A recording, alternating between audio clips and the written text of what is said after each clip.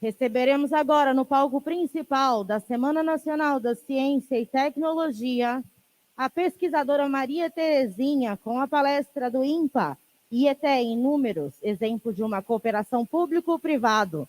Convidamos a todos a nos juntarem no palco principal para apreciar essa palestra.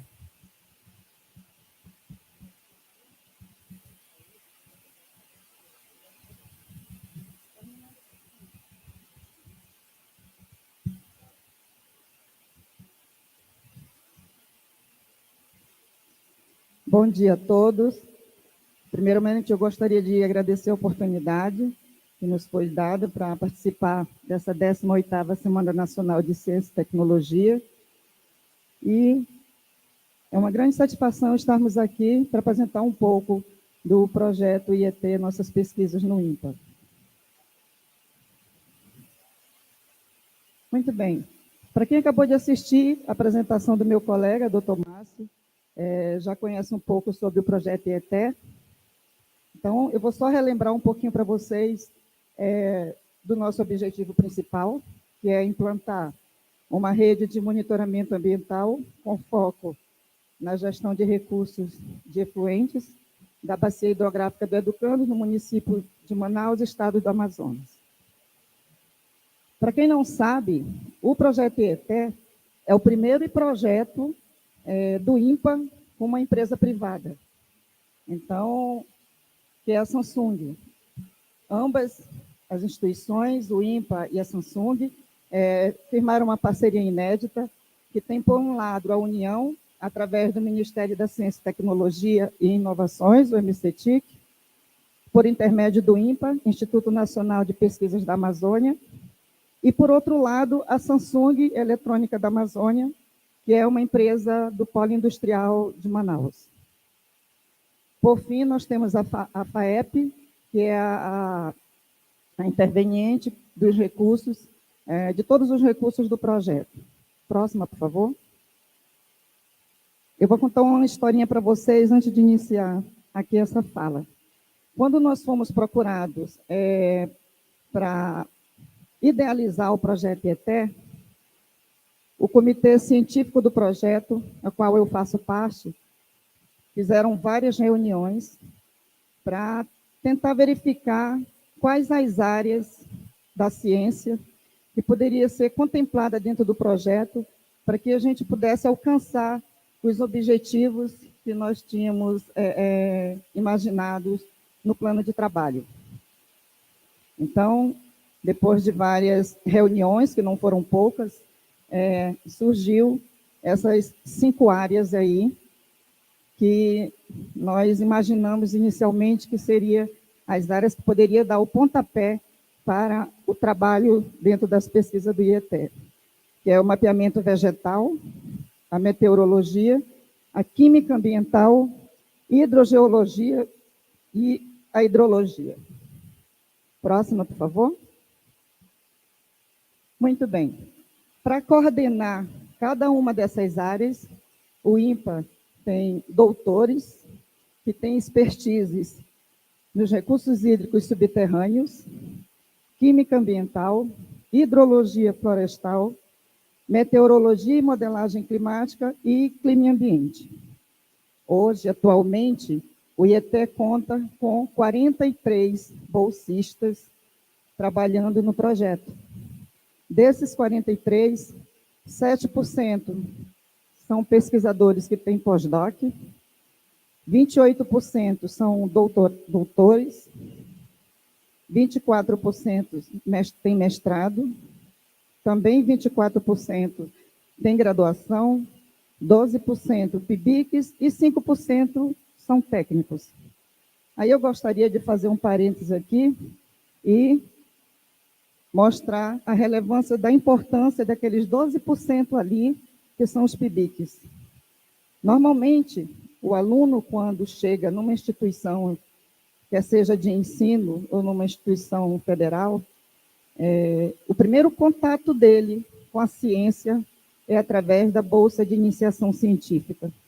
Então, para vocês terem ideia da importância desse tipo de bolsa para quem está dentro de uma faculdade, para quem está querendo conhecer um pouco mais sobre a ciência no país e no mundo, né?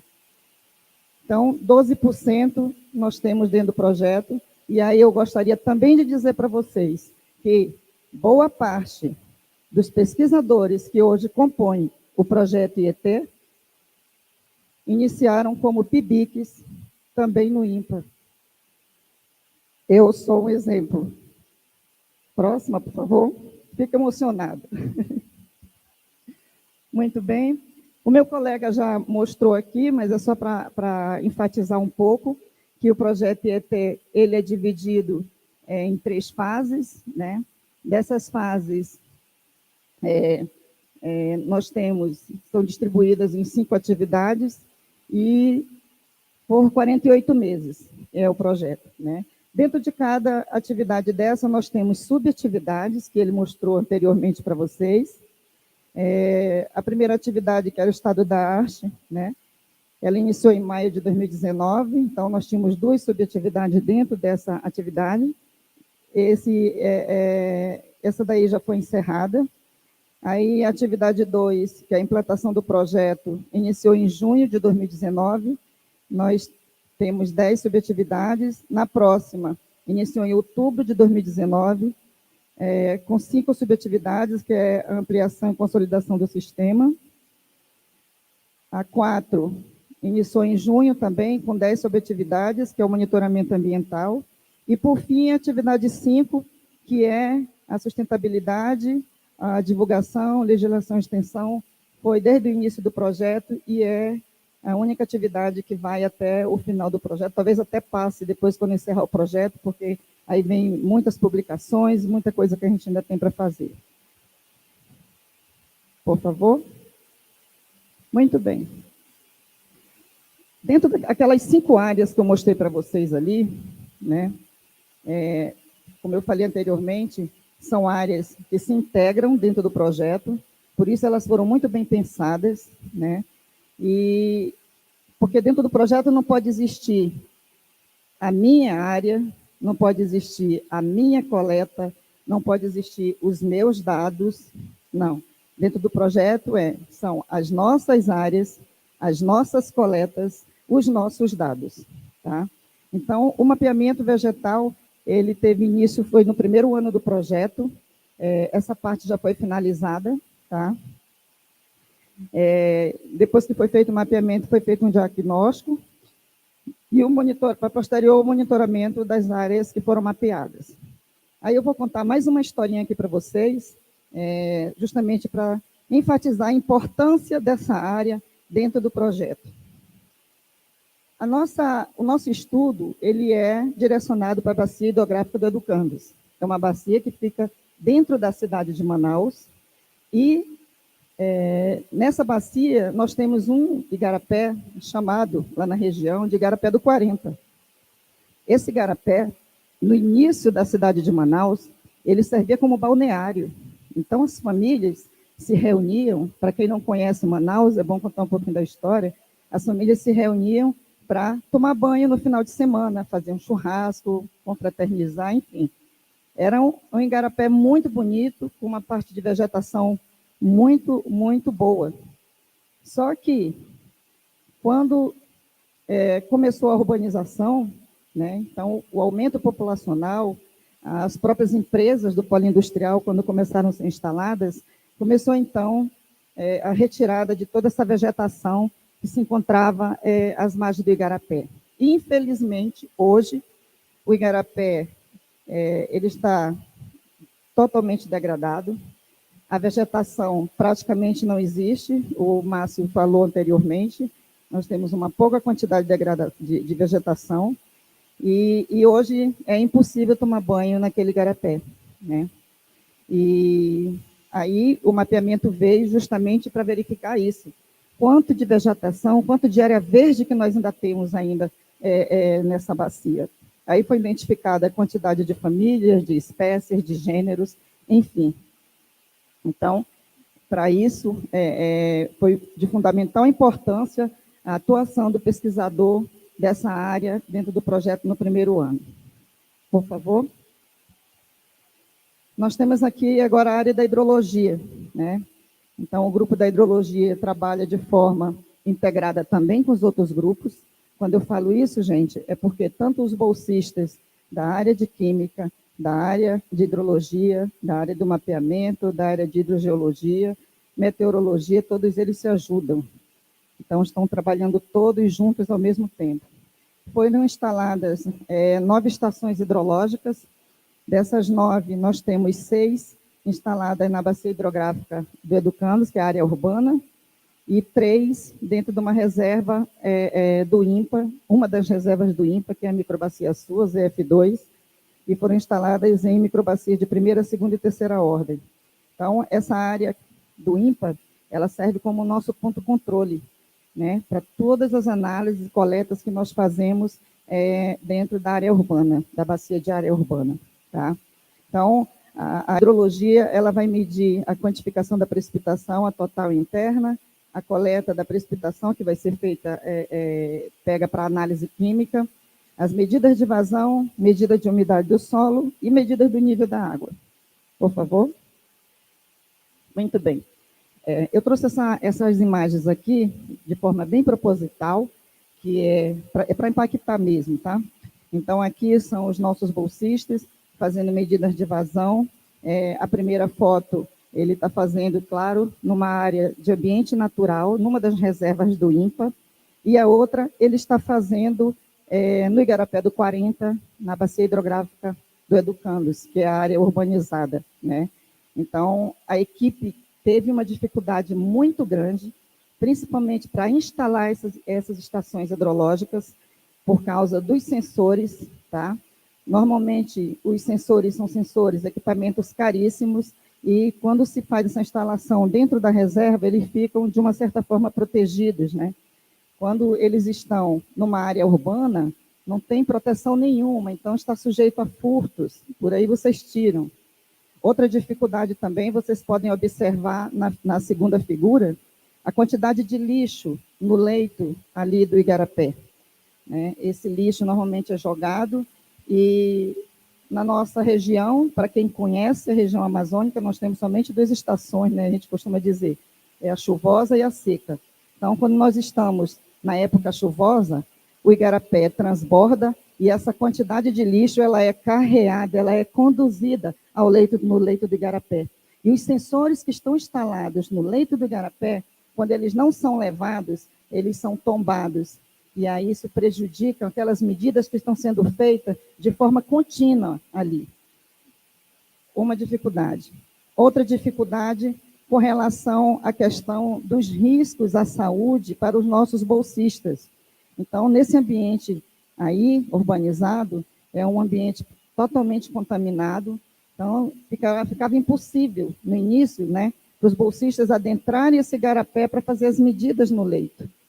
E aí surgiu-se a ideia de se fazer essa plataforma de alumínio que vocês estão vendo aí. É uma plataforma removível, ela é muito leve, e eles levam, quando vão fazer as coletas, colocam de uma margem a outra do Igarapé, e aí eles fazem todas as coletas, depois retiram essa plataforma e levam para o Instituto. Por favor. Bem, a hidrologia também faz medidas de umidade do solo. Isso daí é uma foto, tá, de um poço profundo que nós temos na reserva da ZF2, da Microbacia Sul. Eles fazem essas medidas. O poço tem 15 metros de profundidade, com sensores de TDR instalados ao longo da profundidade desse poço, e eles vão fazer essas medidas quinzenalmente. Anteriormente, a gente fazia ao longo de um gradiente topográfico, que era platô, vertente e baixio. Mas aí tivemos problema com equipamento e no momento estamos fazendo só nesse poço. Por favor.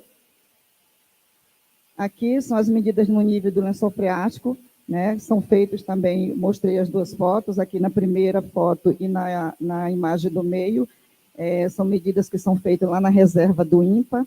Então, nós temos 12 piezômetros instalados, poços piezométricos, instalados na Microbacia Sul, onde são feitas medidas, e ali no ambiente que é urbanizado também foram instalados alguns poços para fazer essas medidas. Por favor. E aí, aqui nós temos a quantificação da precipitação, que é a precipitação total interna. É bom frisar, nós temos 125 pluviômetros instalados dentro da reserva das F2, dentro da reserva do FUDUC, que é outra área também que o projeto trabalha, dentro do Bosque da Ciência, que fica o INPA, onde fica o INPA, e na área da bacia urbana. Tá? Então, aqui, a doutora Ana Rosa, com sua equipe, fazendo a instalação, aí ele a coleta. Temos também essa precipitação sendo quantificada na torre da K34, lá nos F2, a 54 metros de altura. Essa torre ela fica acima do dossel da floresta. E, por último, a precipitação interna, que é coletada dentro da floresta, abaixo do dossel. Por favor. Aí chegamos aqui na área da hidrogeologia, né, que é o carro-chefe da nossa pesquisa, do projeto. Então, aqui só para vocês observarem, nós já foram construídos 9 poços, tá, ao longo da bacia. Aí só um fluxograma simplificado da perfuração desses poços, né, no momento que é perfurado, são feitas também coletas de sedimentos para análises. Aí depois ele passa pelo teste de vazão e finalmente ele está pronto para ser trabalhado, para ser monitorado. Então, a partir desses poços, são feita a obtenção da descrição dos perfis construtivos e estratigráficos que o pesquisador precisa para o processo de injeção. Por favor. Bem, como eu já tinha falado para vocês, nós trabalhamos com áreas integradas. Então, os piezômetros que a hidrologia utiliza para a quantificação, para o experimento dela, também a hidrogeologia utiliza. E, para isso, foram instalados mais piezômetros, 12 já estavam contemplados na reserva do INPA, nas F2, e aí foram construídos mais 9 na reserva do FUDUC e 7 na bacia urbana. Tá? Então, nesses poços piezométricos, são instalados sensores automáticos para medida do nível do lençol freático. Por favor. Como eu falei anteriormente, desses poços são feitas, então, coletas sedimentológicas para análise físico-química e granulométrica do solo. Por favor. Muito bem. Chegamos com a meteorologia. Então, a meteorologia, durante esse período do projeto, já instalou 10 estações fixas que medem de 2 a 35 metros de altura, todas as variáveis meteorológicas.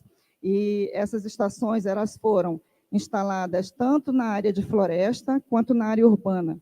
Quando eu me refiro à área de floresta, eu me refiro às reservas do INPA, Microbacia do Igarapé-Açu, Reserva do FUDUC e Bosque da Ciência. Por favor. E, além dessas estações fixas, nós temos também 2 estações móveis, que são feitas campanhas experimentais, né? Essas estações elas medem de 2 a 10 metros de altura.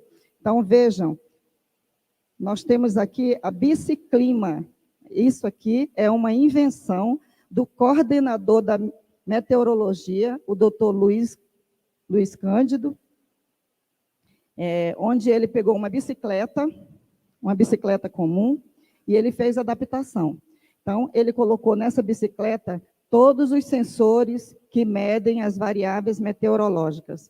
Então, os bolsistas deles, que estão aqui, a Gleice e o Regisson, eles pegam essa bicicleta e eles fazem um percurso na área da bacia, um percurso já conhecido, para verificar as ilhas de calor ao longo dessa bacia, com essas variáveis meteorológicas. E junto também vai um carro, que ao mesmo tempo que está medindo na bicicleta, eles vão fazendo as medidas no carro. Então, é um experimento bastante interessante. Nós gostaríamos de ter trazido essa bicicleta aqui para a Semana Nacional, mas, infelizmente, não foi possível, porque são equipamentos muito caros e a gente fica com medo até de trazer desse transporte, enfim. Tá? Então, a Biciclima, ele batizou de Biciclima, plataforma móvel de coleta de dados meteorológicos, utilizado para determinar as componentes atmosféricas e temperatura da superfície. Aí são um pouco variáveis que ela mede. Tá? Por favor. Muito bem. Essa imagem aqui, eu só quero dizer para vocês que, tanto no ambiente de floresta quanto no ambiente urbano, todas essas variáveis elas vão servir para diagnóstico, impacto e mitigação, tanto para o clima, para a área climática, hidrológica, hidrogeológica. Então, pegando tudo isso aqui, eles vão jogar no banco de dados que nós temos, né? E automaticamente esse banco de dados vai jogar para o pessoal que está trabalhando modelos, porque o projeto trabalha essa parte dentro da parte meteorológica. Então, eles vão trabalhar esses modelos relacionando a atmosfera, cidade, solo e aquífero. Por favor. Muito bem. Não menos importante do que as outras áreas, nós temos aqui a área da química. A área da química foi contemplada esse ano, né? Não esse ano, mas ela foi contemplada com a modernização do Laboratório de Química Ambiental do INPA, e com isso os bolsistas tiveram... Obrigada.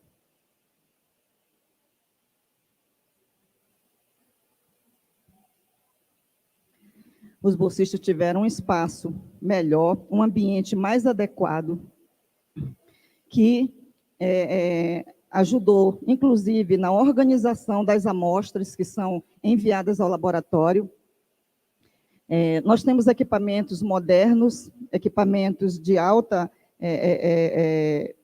resolução, e todo o laboratório está preparado para receber as amostras do projeto, como também de outros projetos que não trabalham só com o nosso, né? E a gente preza também sempre pela segurança dos técnicos. Então, essa modernização ajudou muito no bem-estar, porque é muito bom você trabalhar num ambiente que você se sinta bem, né? Então, não esquecendo que essa modernização foi feita com recursos do próprio projeto IET. Tá? Por favor. Muito bem. O grupo da Química, ele recebe amostras de água subterrânea, água superficial, água de chuva, dos piezômetros, no nível do lençol, das ETEs. Então, ali nós temos, a equipe da Química recebe semanalmente uma quantidade de 110 amostras, né, dos diferentes tipos das áreas do projeto. Tá? E aqui, só para vocês terem uma ideia, os parâmetros que são analisados por grupo de pesquisa, né? Então, para cada coleta da hidrologia, aí eu quero fazer uma ressalva aqui, vejam bem, eu só vou falar aqui com relação à precipitação. Nós temos 125 pluviômetros. Então, é feita uma coleta a cada 15 dias, é isso, Ana? Semanal. Então, semanalmente é feita coleta em 125 pluviômetros, só precipitação. Então, vamos dizer que só para precipitação, nós temos 10 parâmetros que são analisados em duplicata. Agora, aí você pega, isso é semanalmente, só para precipitação. E aí você vai pegar depois, para os outros parâmetros, que são para os outros tipos de parâmetros que a hidrologia analisa, também na questão dos piezômetros, e assim vai. Né? Para a coleta da química, 22 parâmetros, em duplicata, mais 10 metais pesados. Da hidrogeologia, 15 parâmetros, mais 10 metais pesados. E aqui no gráfico abaixo, você verifica a porcentagem para cada uma dessas áreas de parâmetros que são analisados mensalmente. Por favor. Muito bem. Vou voltar de novo para a questão da integrabilidade das áreas que atuam dentro do projeto IET. Por que eu reforço isso? Porque eu já conversei com o coordenador do projeto e nós verificamos que o projeto IET é o único projeto da região norte, no momento, que trabalha com as áreas de forma integrada. Porque, às vezes, você tem o projeto, mas as áreas, como eu falei, a minha coleta são os meus dados, não divide com ninguém. Não, aqui não, é tudo junto e misturado. Então, para isso, para que a gente possa se alinhar, então, desde o início do projeto, nós iniciamos fazendo essas reuniões técnicas, que inicialmente era de 15 em 15 dias, depois passou a ser mensalmente, e hoje nós fazemos a cada 3 meses. Né? Então, nessas reuniões, são apresentadas evolução do projeto, são repassados, né, os resultados que foram alcançados, quais foram as dificuldades que cada coordenador encontrou, e ali são discutidas formas de tentar resolver a situação, resolver o problema sempre de forma conjunta, tá? Então, essas reuniões servem para isso. E ela tem como objetivo disseminar o conhecimento gerado também, tanto para o público interno quanto para o público externo. Quando eu me refiro ao público interno, eu estou falando dos pesquisadores e dos bolsistas que atuam no projeto. Quando eu me refiro ao público externo, eu estou falando das secretarias municipais, estaduais, as pessoas, as autoridades que normalmente nós convidamos para participar dessas reuniões, porque é uma forma da gente disseminar o conhecimento, mostrar o que nós estamos fazendo, né, e divulgar o projeto. Porque, como o Márcio falou, a ideia é depois, se a gente conseguir fazer o que realmente a gente se propôs, de repente, quem sabe, não sai uma lei dali. Então, para isso, todas essas secretarias, é bom que estejam todas informadas, acompanhando o projeto. Daí a importância. Por favor. Muito bem. Veio a pandemia, mas o IETE não parou, tá? E aí nós conseguimos participar, isso aqui em 2020, do primeiro encontro de empreendedorismo e inovação da Amazônia, que foi feito no Centro de Biotecnologia da Amazônia, no CBA, Suframa e Polo Industrial de Manaus. Então, o projeto IETE participou justamente com o objetivo de disseminar conhecimento, né? Mostrar para a sociedade, porque às vezes nós também somos muito cobrados em relação a isso, né? Que o INPA faz muito e normalmente vai muito para fora, tudo que a gente faz. Não, isso aqui a gente está querendo mostrar para a sociedade o que realmente nós estamos fazendo. Então, nós montamos uma estação meteorológica lá dentro, tivemos um stand e os meninos mostraram como baixar esses dados de forma online, ao vivo, né, naquele momento. Então, assim, foi muito legal, tivemos visita de várias autoridades ali, foi para mostrar mesmo a cara do projeto, todo mundo seguindo protocolo de segurança, né, com as máscaras, enfim. Por favor. Aí nós chegamos nesse ano. Então, esse ano, a gente sabe, a pandemia estava mais agravada, né? Nós tivemos um período que a gente foi voltando de forma gradual, né? Seguindo sempre ali as resoluções, os documentos que o Instituto mandava, e, com a volta, nós conseguimos realizar o segundo workshop do projeto IETE, que foi feito agora, recente, em outubro, nos dias 25 e 26 de outubro, lá no INPA. E esse workshop contou com a participação de todos os bolsistas, ele foi de forma híbrida, tá? Então, os bolsistas conseguiram apresentar seus trabalhos, suas atividades, foi muito bom, porque deu para a gente ver que nós temos resultados já bastante interessantes, apesar de estarmos ainda no segundo ano do projeto, mas a avaliação foi bastante positiva. Por favor. E como eu falei anteriormente para vocês, o grupo da Química foi contemplado com a modernização do Laboratório de Química Ambiental do INPA. Tá? Só que esse prédio ele foi nos entregue no início de 2020. Então, foi justamente no início da pandemia. Então, ele ficou fechado praticamente esse tempo todo, porque não tinha condições da gente trabalhar. Ficou todo mundo de home office. E ele estava fechado. Agora, junto com o workshop que nós realizamos no dia 25 e 26, na parte da tarde, nós fizemos a inauguração do prédio do Laboratório de Química Ambiental do INPA.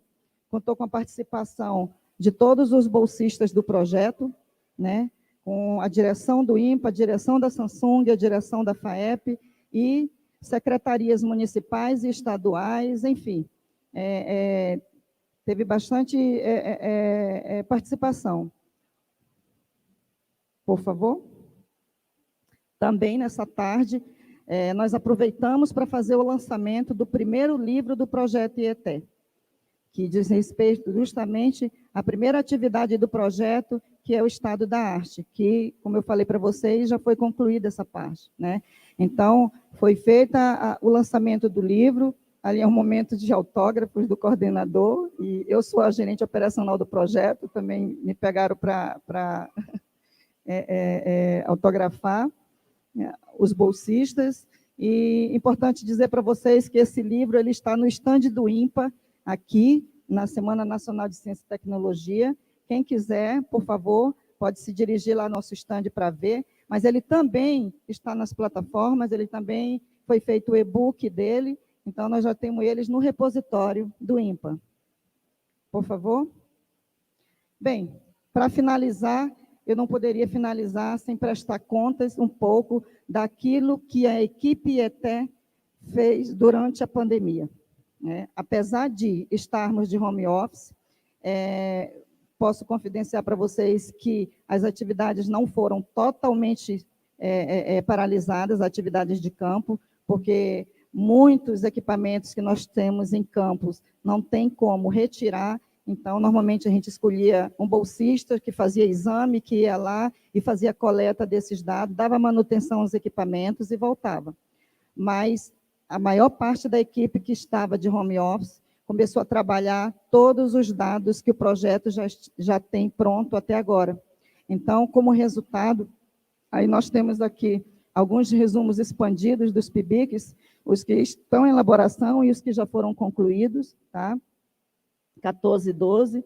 Nós temos 8 artigos em preparação, já produzimos 20 capítulos de livro, contando com o nosso livro e mais alguns capítulos que já foram para outros livros, que já foram publicados. Resumos submetidos em congressos, 10. Aí a produção técnica, que já foi concluída e que está em elaboração, nós temos 27. Temos a entrega de um pós-doc, que, inclusive, o bolsista está conosco no projeto, né? Temos também 4 artigos que já foram aceitos para publicação. Aqui, o nosso e-book, aí está, né, o endereço do repositório do e-book no INPA. Quem não estiver aqui presencialmente aqui em Brasília, pode acessar o nosso repositório do e-book por esse endereço. E a equipe já está trabalhando na elaboração do segundo livro do projeto IET. E aguardem que tem bastante emoções ainda por aí. No total, nós temos 98 produção bibliográfica pronta nesse ano, no período de 1 ano do projeto. Bem, eu acho que é isso que eu tinha que mostrar. Por favor. É isso. Obrigada.